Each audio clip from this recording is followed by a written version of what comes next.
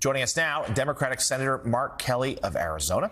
He is a retired combat pilot and NASA astronaut and serves on 5 different Senate committees, including Armed Services and the Joint Economic Committee. Senator Kelly, thank you so much for joining us this morning. Let's start with the issue of immigration, an issue that, of course, very important in your state of Arizona, perceived by some as perhaps the vice president's political weakness. She's trying to turn this issue on its head. She opened her rally last night talking about it.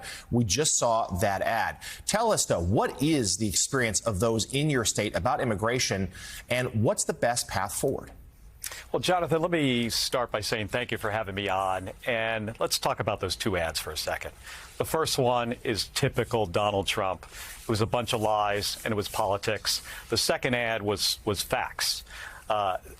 Donald Trump and Senate Republicans, I mean, what did they do several months ago? We had a bipartisan bill that we negotiated faithfully with the administration, both sides of the aisle, and Donald Trump said that Senate Republicans can't vote for it.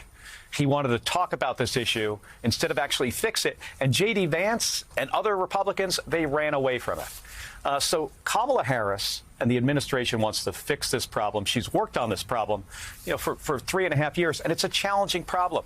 I mean, I represent a border state, but we have made progress, especially with what was put in place over the last several months. But I can't stress more that this is an issue that Donald Trump and Republicans just want to talk about. I mean, J.D. Vance is down here. I think he's in Arizona today, probably getting a photo op at the southern border. Kamala Harris is about solving problems.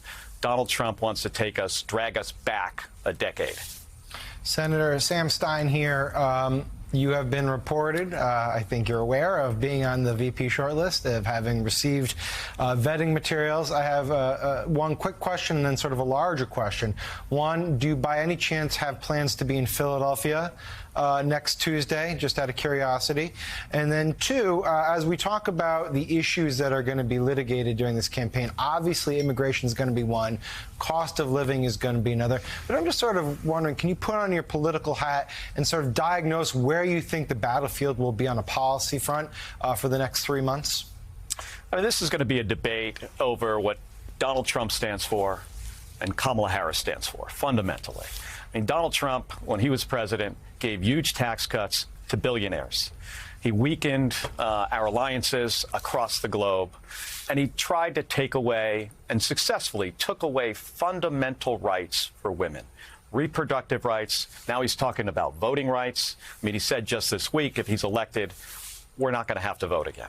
I think people know what that means. Kamala Harris wants to take us into the future. She wants to reduce the cost of education, health care. She wants to have a country where kids can grow up and live their own American dream.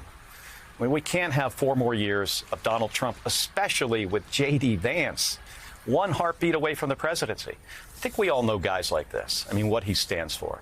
He thinks people are worth more or less based on when they decide to start a family.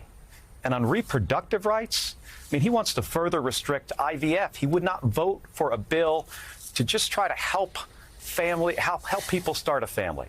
So I think it's going to be about these fundamental issues. And it's pretty clear that we need to work really hard. I'm going to work as hard as I can between now and Election Day. We've got 97 days. We have to make sure that Kamala Harris is elected the next president of the United States. And returning to that, Senator Sam was mentioning that the vice president's campaign outlined a travel schedule next week in which they say that Harris and whoever her running mate will be will appear at a number of stops, kicking off Tuesday in Philadelphia. So let's get an update there on where you stand with this process. What sort of, you've been in contact with the Harris campaign. Have they said to you, we'd like you to be the choice? Jonathan, I'm not going to get into any of that. I am going to be focused on making sure that Kamala is the next president. I'm going to work as hard as I can. My wife, Gabby Giffords, she's already working really hard on this. She has been. She was in Pennsylvania most of last week. She was in Michigan. She's going to be in other battleground states. I'm going to be traveling across the country tirelessly. Next week, my plans right now are to be in Arizona. Arizona is important not only for who's going to be in the White House, but also who's going to keep control of the United States Senate. We've got some really important elections in Arizona, and this election is going to come down to some really fundamental things. Do we want to take this country into the future with Kamala Harris as our leader, who has experience? She's an experienced prosecutor. Or do we want to be dragged back into the past with somebody who is now a convicted felon and a guy standing at his side that only has this job because he would do what Mike Pence wouldn't, and that's to overturn an election?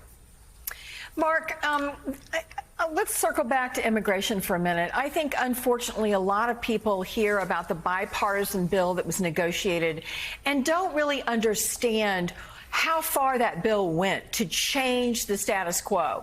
I mean, this was a bill that when I was in the Senate, I don't think that the Democratic Party ever would have embraced, because it really did a lot of things in terms of asylum seeking, in terms of being able to turn people away at the border.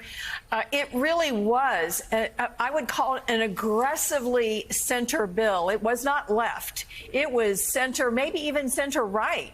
And I think you need to explain to people how bold it was for Trump to say, no, we're not going to take the win because I'd rather campaign on the issue. It's a little bit like I'm going to build a wall and Mexico's going to pay for it. It is just bull. And I know you can speak plainly to this because you live it in Arizona. You can't afford just to talk about it. I do, Claire. I'm down at the border all the time, meeting with mayors, sheriffs, NGOs down there. It's a hard problem to solve. And by the way, this was, like you said, this was not meeting the Republicans on the 50-yard line. This was meeting them on the 10-yard line on their side of the field.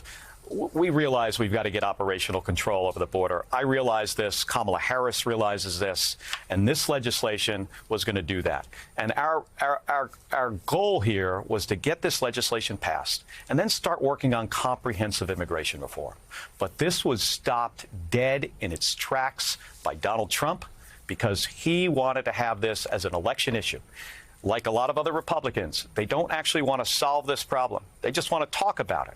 And that's why his running mate, J.D. Vance, is down at the border to take a picture.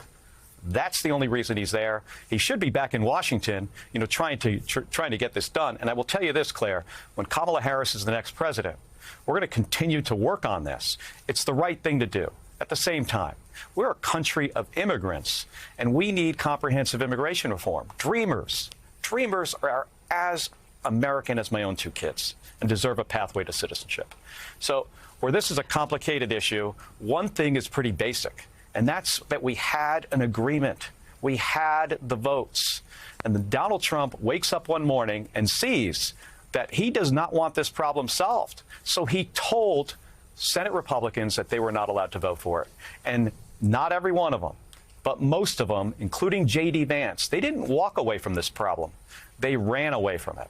So I'm looking forward to seeing Kamala Harris in the White House. We can get back to doing the hard work. She's had a lot of success in the Northern Triangle. I was just in Mexico meeting with the president and the future president of Mexico. We talked about that. The work she did in Honduras, El Salvador, Guatemala is now paying dividends. You combine that with the executive actions that Kamala Harris, President Biden took, we now have a much more stable situation. But what we need is strong bipartisan legislation. And Donald Trump made it very clear that he does not want that. Senator, I appreciate that you don't want to get into the horse race around the vice presidential pick, but let me ask this a different way then. What do you think that Kamala Harris, given her weaknesses over the border or the attacks that she's going to take over the border from the Republicans, what do you think she needs in a vice president? Caddy, I think that's going to be something that the vice president is going to have to figure out. I think she's got a lot of great choices out there. My focus is not on this, and this is not about me. I mean, this is about the future of our country. Having somebody in the White House, having Kamala Harris in the White House that is going to be focused on bringing down the cost of prescription drugs, making education more affordable child care, or Donald Trump, which I expect what we would see is more collateral damage to our alliances, taking away fundamental freedoms and rights. I mean, he's running with a guy, who says that in cases of rape and incest, two wrongs don't make a right. I have a hard time understanding what's wrong with a woman who has been raped deciding to terminate a pregnancy. I mean, this is a guy who says that when women get, unintended pregnancies, that it's an inconvenience. Inconvenience is when you get stuck in traffic on your way home from work. I mean, so the two of them together, I mean, Donald Trump is bad by himself. You combine him with a guy who was not picked to win an election. He was picked to overturn an election. That's a problem. And that's why I think every American needs to realize that they got to get out there. If they can, knock on doors, make phone calls, and more than anything, they need to vote and get their friends to vote. So, Senator, this is your first interview like this since President Biden announced he would not be running for re-election. We appreciate you doing it here. I just want to get your thoughts about the president's decision, his legacy in office, and just what this means now for the Democratic Party. Well, I served 25 years in the United States Navy, so I've served our country for a long time. And I would put President Biden's service to this country up against anybody's record. And what he did was very patriotic. And he realized that we've got to be best positioned to make sure that we do not get 4 years of Donald Trump with J.D. Vance. I mean, that is clear. We need to move this country forward. Kamala Harris is absolutely the right person to do this. She's an experienced prosecutor. She fights crime. My parents were both cops. I look at Kamala Harris as a cop, as a prosecutor, attorney general. On the other hand, you have a guy who's a convicted felon. And I have a granddaughter now. She's 3 years old. And I mean, just the example that Donald Trump sets for kids, growing up with this divisive politics, with lies, with, criminal actions. It is very concerning for me and for the future of our country. And that's why, again, we've got 97 days. I'm going to work as hard as I can, and my wife, Gabby Giffords, is as well, to make sure that Kamala is elected president.